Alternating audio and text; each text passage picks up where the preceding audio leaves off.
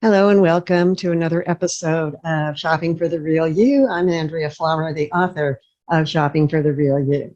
And ordinarily, I talk about fashion and style, but if you've been following my blog, you know that beginning of last year, I did a whole 31 days of self-care covering lots of topics: emotional, physical, environmental, healthcare. And so the whole concept of self care is crucial because the reality is, if you don't have your health, you can wear the most beautiful clothes possible. But if you don't have your physical health, nothing's going to matter. That's going to be what gets expressed. So, about 2 weeks ago, I had the most wonderful experience with my guest today, Mari Miyoshi. I know Mari through a spiritual group that I belong to, and I peripherally knew that she did this thing called BrainGym, but I had no idea what it was. And then I saw some posts that she did on Facebook that really intrigued me. One of them had to do with the fact that she felt that her neck had become much freer. And I know that because I tend to have neck stuff, a lot of us do, especially if we work on the computer a lot. This was very interesting to me. So I scheduled an appointment with her for what is called BrainGym, and it was extremely interesting and powerful. Mari is an occupational therapist, and she's going to talk to us about how she got into BrainGym. But first, let me just welcome her. Hello, Mari. Nice to see you again. Hi, thank you for having me so much. Great. Give us the Cliff Notes version, first of all, on what is BrainGym, how it started, and what it's based on, because I know there's so much scientific information in this. Yeah. The current Cliff Notes tagline for this work right now is called Peak Performance Through Design Movement. And there was a focus on children and helping children learn, but it's now helping with learners across the whole lifespan. So it's really based in developmental movements, and it's using movements to create breakthroughs in learning blocks or challenges in the brain. And usually when I speak about the origins of it, the eyes tend to glaze over, but it was created by a man named Paul Dennison who wanted to redefine a person's relationship with learning, mostly because he had challenges learning himself as a youngster. And it just became his main passion in life to help people learn and learn with ease and joy. And as you know, learning just doesn't happen in school. Learning is something that happens in utero, day one, starting with your relationship to gravity, all the way through how to dress yourself, and how you hold your posture. Those are all things that are learned. And so it's a way to bring more awareness to how you do something, maybe without thinking or by default, and then switching or rearranging that learning through movement. That's beautiful. I mean, I wish they did teach this in school, quite frankly. Yeah. And you work a lot with children, I know. I do. Okay. So you're an occupational therapist. What motivated you to move into this area, and how do they dovetail? How do both areas of knowledge work together?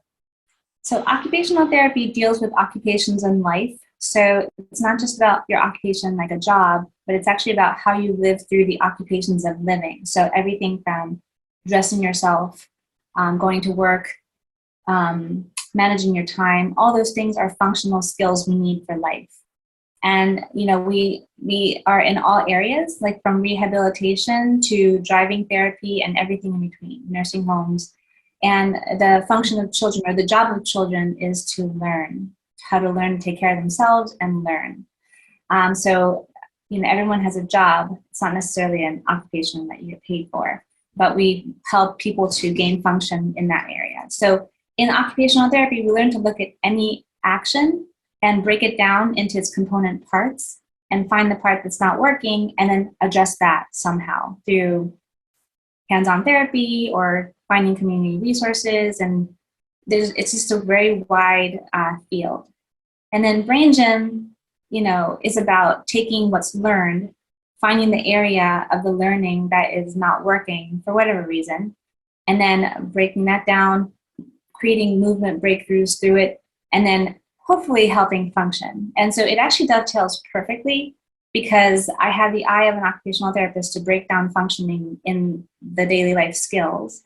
But then I also have the knowledge of BrainGym to use movement to help that get better.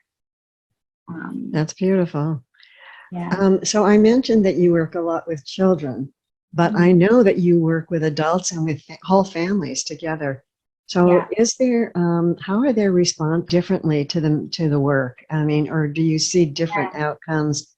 How do adults respond compared with the kids? You know, it really depends because I've seen kids that are really, really stuck in some habitual way of being.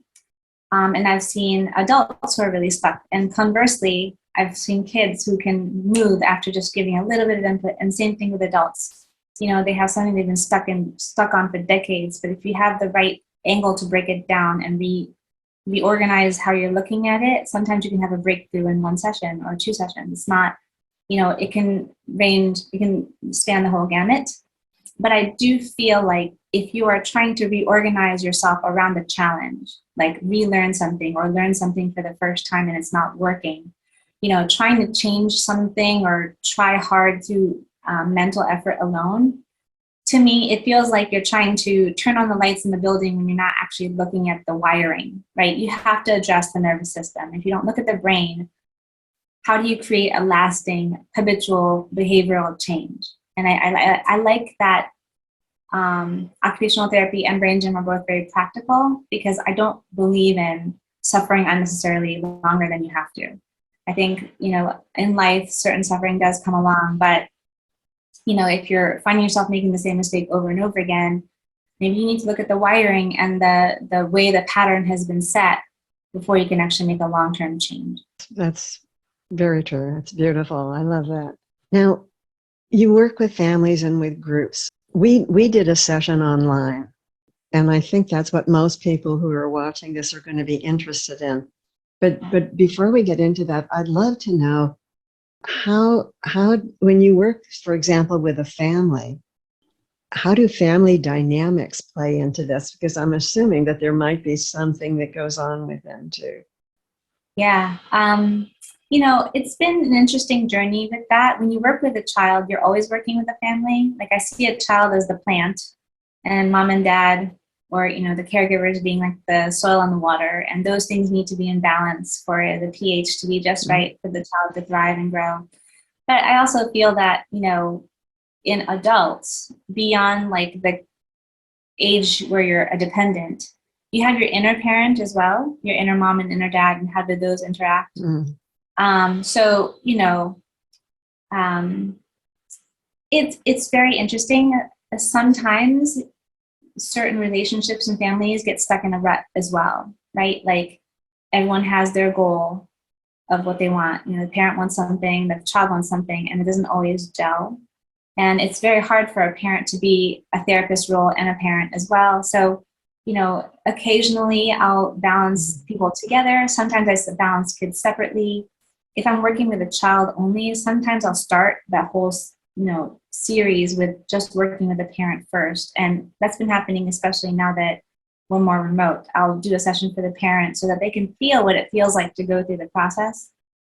And then that way, when I ask the parent to be my surrogate hand, you know, how to touch with them in a therapeutic way or to hold a space, you know, for the child. Like there's a lot of education there that needs to happen. And so I do that as well. But, you know, if you're finding yourself in ineffective dynamics where somebody's shutting down or overpowering or instilling fear or, you know, there's all these different ways that we've learned to interact that sometimes need to be unpacked. And so it can start with one-on-one and then as a group or with people together. It really depends on the need and the situation that you're trying to address. Wow, what a blessing that is for the family. So give us an idea of how you typically approach working with a new student or client. Yeah. Where do you start? Well, it always starts with the client, and it's not really seen as a way to fix anything. You know, even if a client is suffering and they're like in the lowest of the low, they are still the expert of themselves. They are still the person who knows themselves the best. So the session is not set as a way to say, like, I know what you don't know, and I'm going to tell you what to do. It's more like, you tell me how things are, and then we will draw out the skills until we find the strength that we can build on. And, you know, no matter what, there's always something to build on. You know, so that's what you're trying to do. So it's more like a conversation and a questioning, and it's kind of a co-creating thing. Like, I feel like they have a boat, I get on the boat, and we kind of go down the river together, and, you know, ask questions, and that's usually how it goes. Well, and that's what you did with me, which was fabulous. I mean, I have to say, I felt very safe during the whole session. I felt heard and seen, listened to, and that's a gift for anybody. And our session was online, and I said it was extremely powerful, beneficial, and most of all, fun. I mean, I was surprised how much fun it was, you know. Yeah.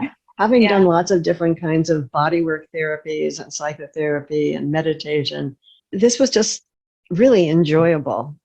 I think, in summary, what I sent you was something where I said that I felt like my whole self became present after that session. So how does somebody get in touch with you and schedule to have an online? I know you're in the Washington, D.C. area, so if anybody is out there in that area, I strongly encourage you to have a private session with Mari. But I found the online session extremely beneficial. So how does somebody get in touch with you if they're interested in having a session? They can come to my website, which is www.marimiyoshi.com. So I can spell it out. It's MARIMIYOSHI.com. If you go to the events page, there's classes or events that you can attend. Sometimes I do these private sessions, which you can also schedule under the website under the private session tab. But I also do, for people who want a little bit more of a taster without delving too deep into anything, I also do group sessions. And, you know, group sessions are not as specific to you, but they can, what I find is that the people who end up coming to a specific group will tend to have a similar issue on that day for some reason. It kind of magically happens that way. And, you know, people feed off of each other in terms of, oh my gosh, that answered a question for me. And it ends up being this co-creative process. So that's a little bit of a less of a financial and time commitment, I guess. And it could be also fun because you're having a group experience. And then you can also set up a private session for you or your child or, you know, whoever you're caring for. And then if you're really interested in delving really deeply and being able to do it for yourself, you can also sign up for a class where you can learn to do this for yourself. Yeah, that's right. Yeah, that magic sort of happens when you get groups together, doesn't it? It's true. Yeah. So I'm going to list your contact information below this video on YouTube. Yeah.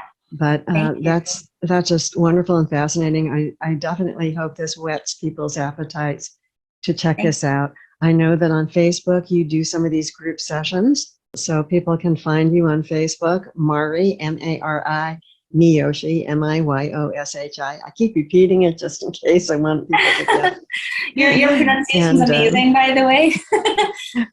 So thank you again, Mari. I'm continuing to do a lot of the things that we worked on together, and boy, they make a difference, like immediately. It's really wonderful. So again, Mari Miyoshi, thank you so much for sharing your expertise and your time with us today. Thank you. Thank you so much for having me and doing your wonderful work on the world as well. Take good care. Bye-bye. Bye.